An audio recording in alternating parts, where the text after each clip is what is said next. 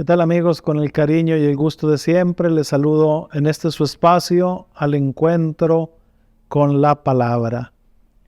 Un espacio de reflexión a la luz de la palabra de Dios, tratando pues que su palabra llegue a nuestra vida, haciéndola pues digerible, haciéndola accesible a ustedes, queridos hermanos, que por primera vez tienen este encuentro con la palabra.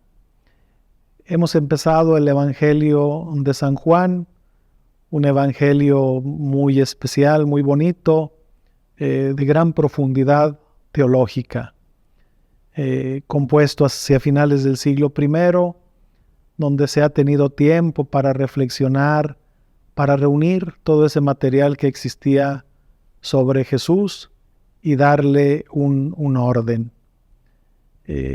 Hoy quiero compartirles los primeros versículos del Evangelio, lo que se llama el prólogo de San Juan, que abarca del capítulo 1, versículo 1, hasta el versículo 18. Se los leo y hacemos algún comentario. Al principio ya existía la palabra estaba junto a Dios y la palabra era Dios.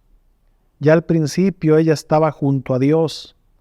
Todo fue hecho por ella, y sin ella no se hizo nada de cuanto llegó a existir.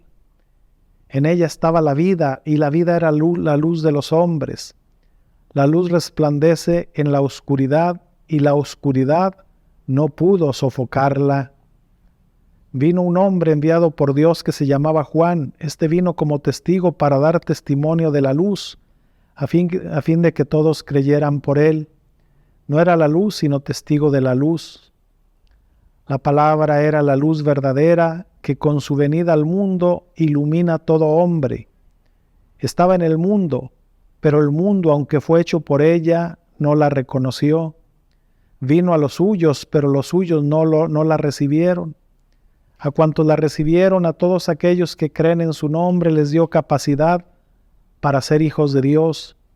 Estos son los que no nacen por vía de generación humana, ni por hombre, ni porque el hombre lo desee, sino que nacen de Dios. Y la palabra se hizo carne y habitó entre nosotros. Y hemos visto su gloria, la gloria propia del Hijo único del Padre, lleno de gracia y de verdad. Juan dio testimonio de él, proclamando: Este es aquel de quien yo dije, el que viene detrás de mí es superior a mí, porque existía antes que yo. En efecto, de su plenitud todos nosotros hemos recibido gracia en abundancia, porque la ley fue dada por medio de Moisés, pero la gracia y la verdad nos llegaron por medio de Cristo Jesús. A Dios nadie lo ha visto jamás. El Hijo único, que es Dios y que está en el seno del Padre, nos lo ha dado a conocer. Pues hasta aquí la lectura bíblica. Nos encontramos pues con el inicio del Evangelio de San Juan, esto que se llama el prólogo y el testimonio que da Juan el Bautista de Jesús. Decimos que este himno es muy antiguo, es un himno cristológico que trata y nos presenta a Cristo como la palabra eterna, la palabra que estaba con Dios.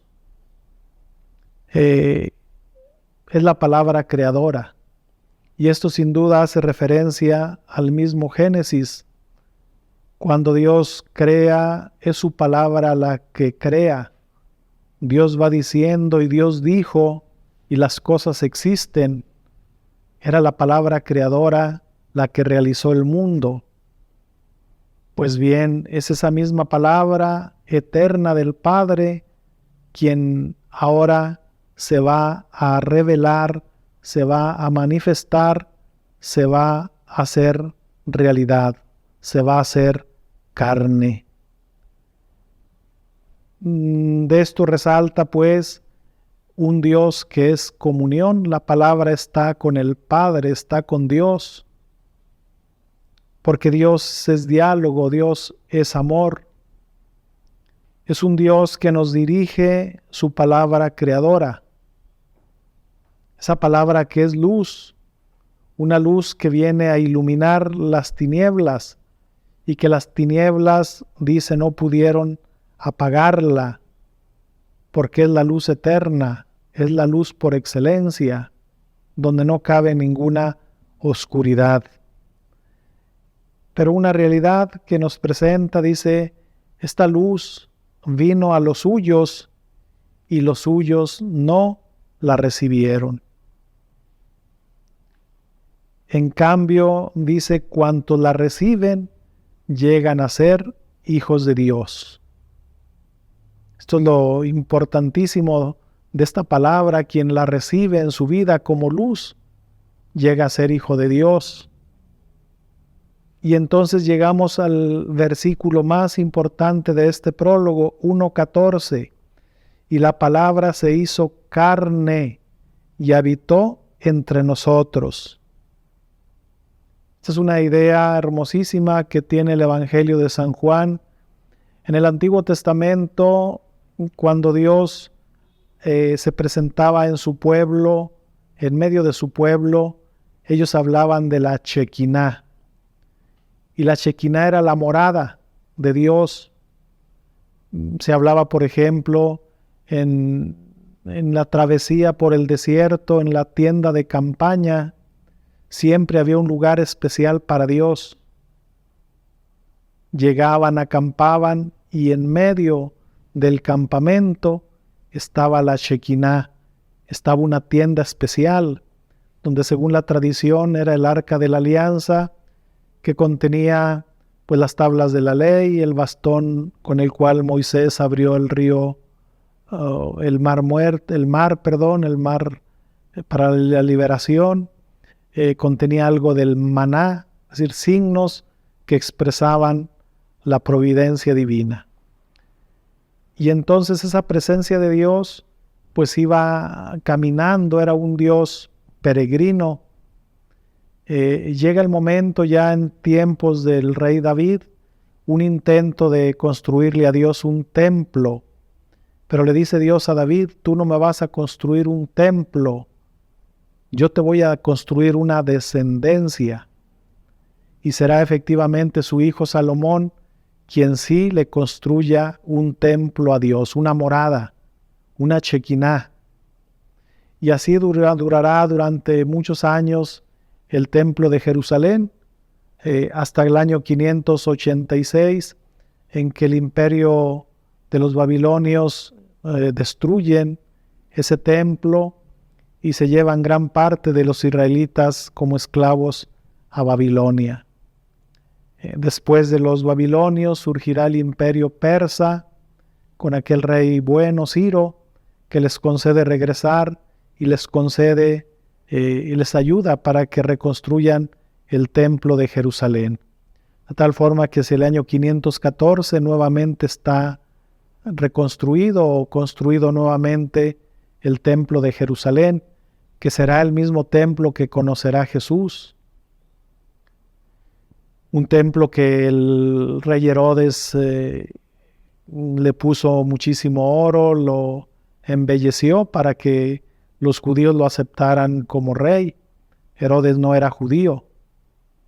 Y entonces para ganarse el aprecio de los judíos, pues remoza, embellece el templo de Jerusalén con mucho oro.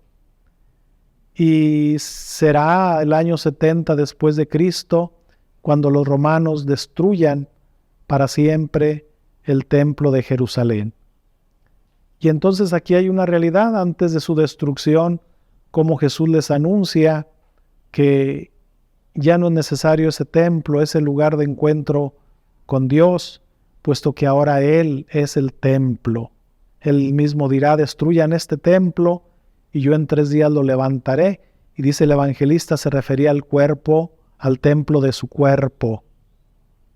Entonces con este versículo 14 se nos da la clave de todo. El verbo de Dios se hizo carne, se hizo historia. Dios pone su morada en medio de los hombres, pero ahora a través de su Hijo. El Verbo eterno forma parte de nuestra historia en Cristo nuestro Señor.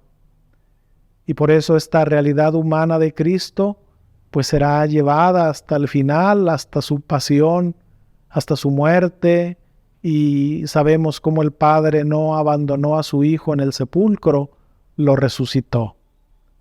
Pero Cristo es la morada de Dios entre los hombres, Dios que vive en medio de los hombres por medio de su Hijo.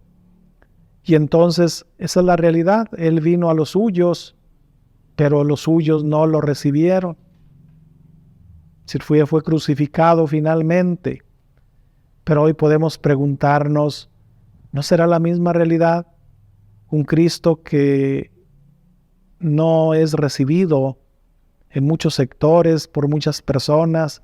Al contrario, vemos un ambiente cada vez más descristianizado, donde se trata de expulsar a Cristo de la vida, de la escuela, del trabajo, de todos lados.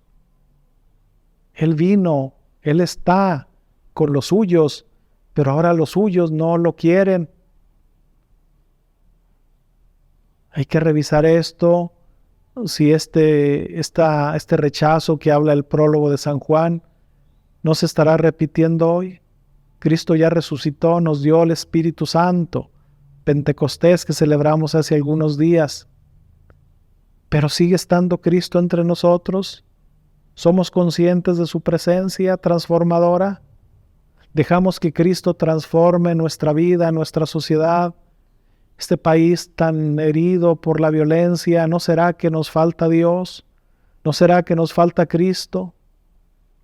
Ante tanta ruptura, ante tantas familias fracturadas, ¿no nos faltará Dios? ¿No seguimos rechazando a su Hijo? Es una realidad. Él vino a los suyos, Él está en medio de los suyos, pero los suyos no lo reconocen, no le quieren. Pues ojalá les invito, hagamos ese esfuerzo de fe, hagamos nuestro a Cristo. Cristo viene a humanizar la persona. Cristo no viene a quitarnos nada, nos viene a dar todo. Ábrele tu corazón, ábrele tu vida, abre las puertas de tu familia y encontrarás esa paz, encontrarás a ese Cristo que viene a darnos vida, porque Él es la presencia de Dios en medio de nosotros. Pues síganos en nuestras redes sociales, página de YouTube y Facebook de la Diócesis de Gómez Palacio. En Spotify también ya nos encuentras ahí La Voz, en la misma diócesis. La cuenta personal de un servidor, Julius Carrillo, todos los martes, desde temprana hora ahí estamos. Sigamos orando por la paz de nuestro país, ante este ambiente tan hostil, tan difícil, que cada uno seamos esos constructores de paz. Necesitamos mucha paz y la paz empieza en el corazón de cada uno de nosotros. Y la bendición de Dios Todopoderoso, Padre, Hijo y Espíritu Santo, los cuide y los proteja siempre. Amén.